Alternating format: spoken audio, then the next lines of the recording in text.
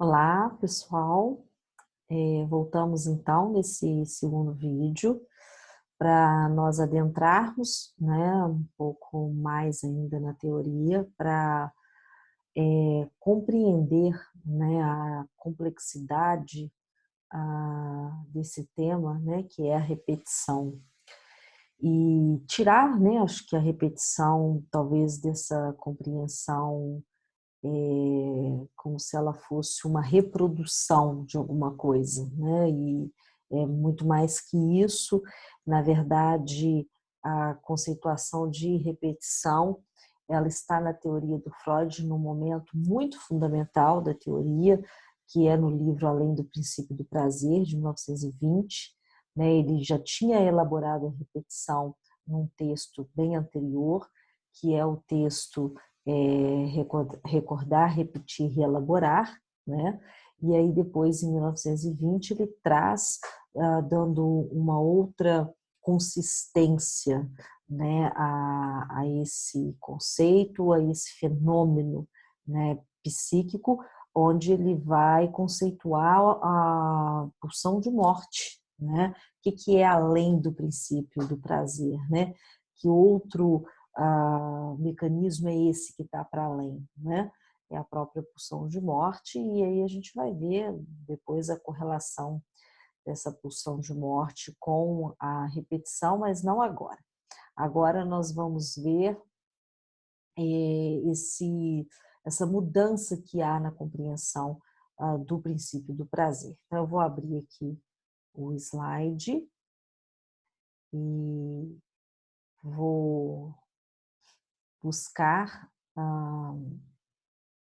aonde que nós paramos no último vídeo.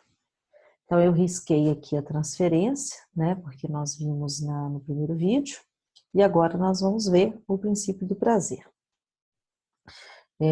Observe que essa distribuição que eu fiz aqui, ela não tem nenhum propósito daquilo que está na direita, que está na esquerda, está aleatório. O único propósito aqui é entender que esses quatro conceitos, eles têm, né, um aspecto que passa pela repetição, né, nos ajuda a compreender a repetição, tem uma ligação com a repetição. Então, vamos lá. Eu retomo aqui o texto que eu apresentei no último slide do primeiro vídeo e eu vou repeti-lo. Por favor, acompanhe comigo a leitura. No entanto, ao escrever o texto além do princípio do prazer, que possibilita o surgimento do conceito de pulsão de morte, conforme, né, eu tinha dito há pouco, Freud dá uma virada, ou melhor dizendo, faz uma torção em seu ensino com repercussões teóricas que são fundamentais para a psicanálise. Nesse momento, a repetição vai ocupar um outro lugar, ou seja, vai aparecer através de uma força pulsional, sendo uma compulsão à repetição. A gente vai chegar lá, tá? Ainda não é nesse vídeo, não, mas vamos caminhar. A repetição sai, então, do campo da transferência como resistência, né? E ela revela o caráter pulsional, né? Então, nós temos aqui uma relocalização, né, da repetição. Ela vai deixar de ser vista como algo que está totalmente ligado à transferência, ao ponto de Freud, nesse texto dele que eu citei, né, recordar, repetir, elaborar, quando ele coloca de forma totalmente ligada a transferência com a repetição, né, e a resistência. Né? Ele coloca esses três conceitos, fenômenos, de forma indissociáveis e interligadas, né? Como ele vai perceber que a resistência, ela tem um a mais, então ela não cabe mais ser vista, ela aparece sim na transferência, mas ela não é apenas um aspecto, né, da transferência ou vice-versa, né? Elas têm, vamos colocar assim, dinâmicas próprias. Vamos lá então. E aí eu pergunto, aqui eu coloco, né, que essa rotação, ela aparece nesse livro de 1920, além do princípio do prazer. Muito bem. Qual o impacto dessa torção teórica? É o que nós queremos, né, propor aqui nesse vídeo, né, compreender o que representa esse texto, além do princípio do prazer, no que diz respeito à repetição. Só que para isso, né, para entender onde que isso vai repercutir, né, nos finalmente, que é na repetição, a gente precisa entender o que é o eixo desse texto, né, que é o princípio do prazer. Então, vamos lá. Antes desse texto, o princípio do prazer, ele era pensado, né, ou mensurado num aspecto quantitativo, né? O que é um aspecto quantitativo? Prazer, desprazer. Então, quando o sujeito, né, na sua dinâmica psíquica, ele alcança o prazer, né, o objetivo, ele tem uma diminuição da excitação, porque ela foi direcionada, né, para o objeto de prazer. Quando não ocorre essa descarga, ao contrário, né, um acúmulo dessa excitação, porque ela fica retida, e isso é conhecido como próprio desprazer. Então, há esse binômio na compreensão do princípio do prazer. E que efeitos isso tem? É como se o princípio do prazer ele fosse uma espécie de referência teórica que explicasse, desse conta de todo o funcionamento psíquico, né? Porque ela continha nela prazer e desprazer. E aí chegamos ao ponto que eu acho muito interessante, que eu gosto muito na teoria psicanalítica e especificamente em Freud, que foi para mim fundamental na minha percepção para a construção da psicanálise, né, já que estava no início, que é a capacidade dele de retornar à teoria e apresentar aquilo que ele, pela experiência clínica, discordava ou ficava com ponto de interrogação. E aí ele voltava à teoria, né, e ele pensava aquele fenômeno que estava incomodando e ele falava, não é por aqui, vem cá, que é por ali, né? Nesse momento, em 1920, é exatamente isso que acontece do ponto de vista clínico. Freud faz uma transição de importância, né? Até então ele estava muito voltado para a histeria e a partir né, dos anos 10, né, do século passado, ele começa a voltar-se para a neurose obsessiva, né? E a mudança desse olhar, o olhar mais para a neurose obsessiva, permitiu que ele colocasse algumas questões em xeque e pudesse, né, rever alguns pontos tão importantes, né? Eu acho isso extraordinário, a capacidade da autocrítica. Vamos lá. Diz assim aqui embaixo, Freud questiona a própria teoria. Deve-se, contudo, apontar que, estritamente falando, é incorreto falar na dominância do princípio de prazer sobre o curso dos processos mentais, porque até então era assim, né? O princípio do prazer ele era visto como um regulador do aparelho psíquico, de forma isolada, como se fosse só ele. Se tal dominância existisse, a imensa maioria de nossos processos mentais teria de ser acompanhada pelo prazer, ou conduzir a ele. Ao passo que a experiência geral contradiz completamente uma conclusão desse tipo, né?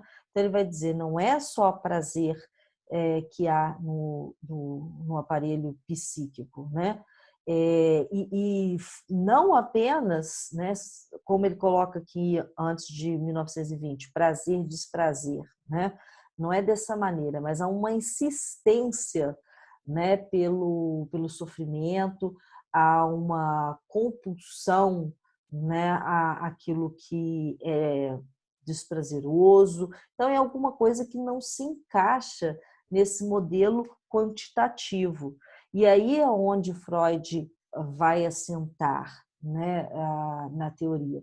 Não, o princípio do prazer, ele não é quantitativo, né? Ele é qualitativo. O que é isso?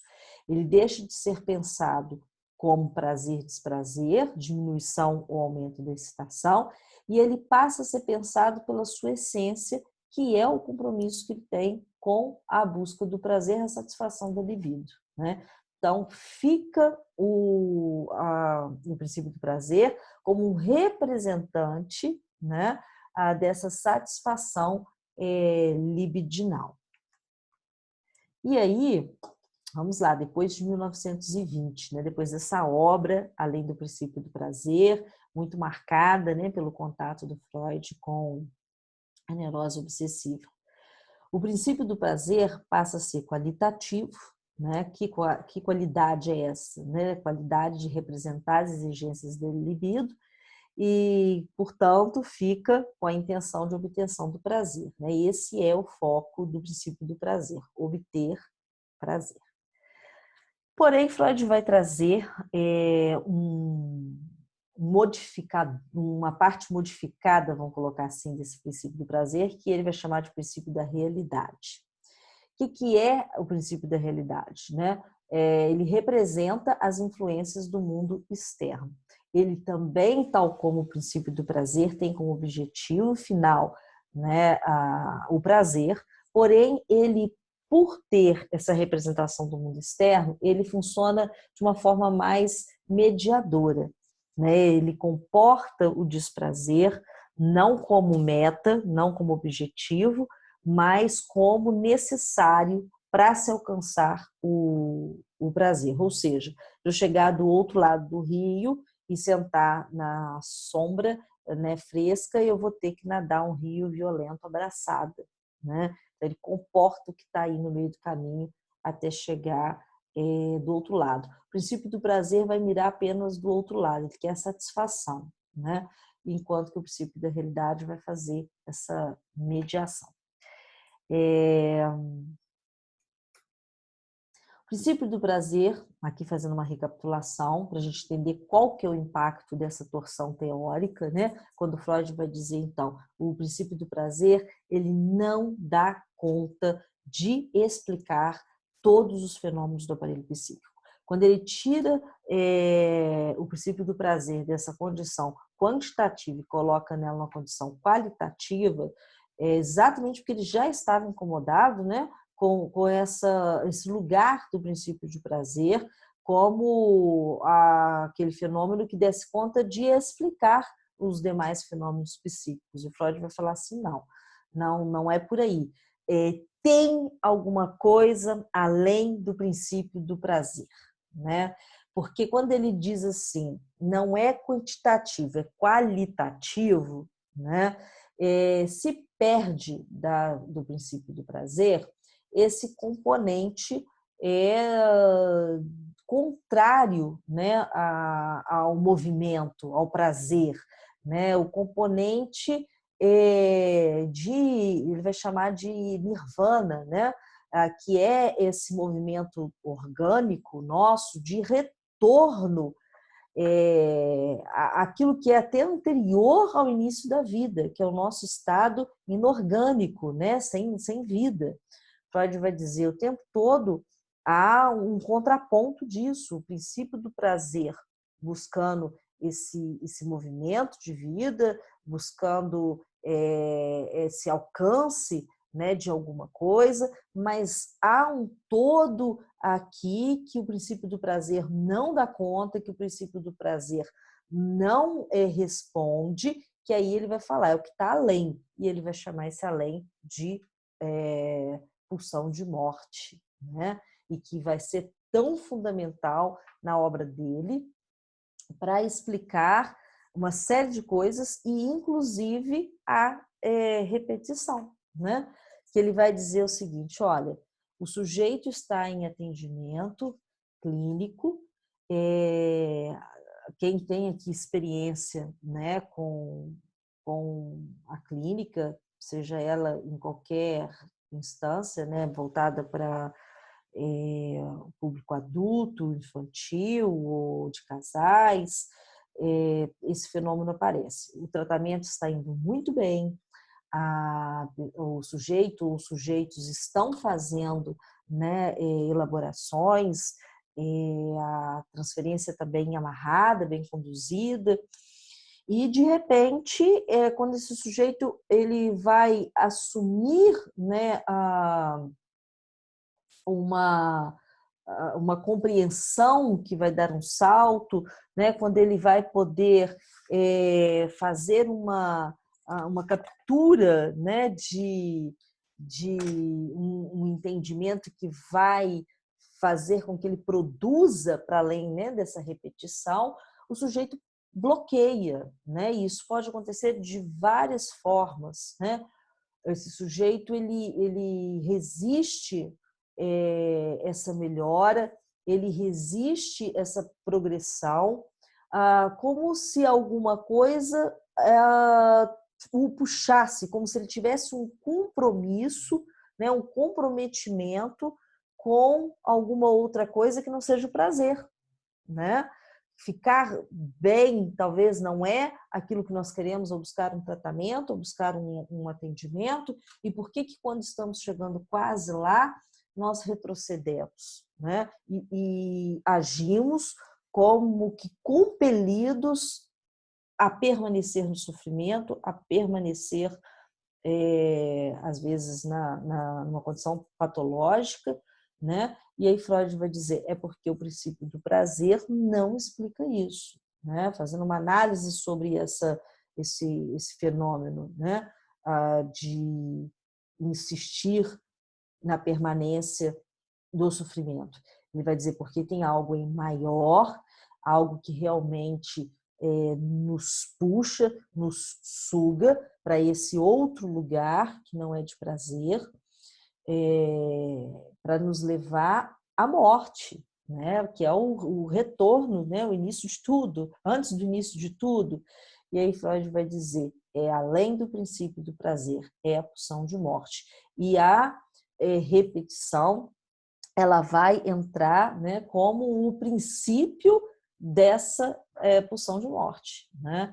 Então, há qual o impacto, né, dessa torção teórica? É o deslocamento, né, da repetição dentro da teoria.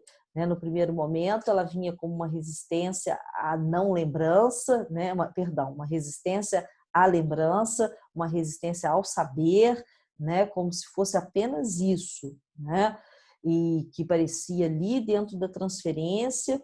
Agora, o que Freud vai localizar? Não, a resistência ela é maior que isso, ela aparece em todos os momentos da vida do sujeito, ela vem de forma compulsiva, né, sem controle, de forma inconsciente, sem que o sujeito possa percebê-la, e ela tem um componente outro que o princípio do prazer não comporta, e aí ele vai dizer qual que é, então, o lugar que comporta essa repetição. É a pulsão de morte. E aí nós vamos, né, explicar isso num outro vídeo. Né? Aqui nós explicamos como que é essa condução que Freud fez, né, de tirar a repetição dessa associação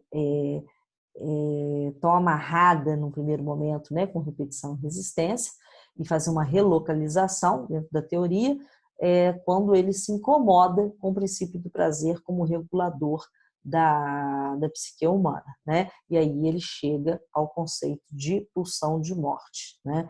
Que é extremamente forte e responsável por tantos fenômenos psíquicos, inclusive a repetição, ok? Nesse vídeo nós ficamos por aqui.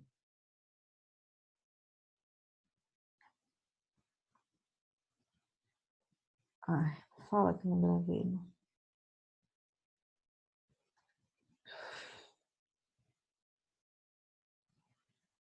Ai, gravei.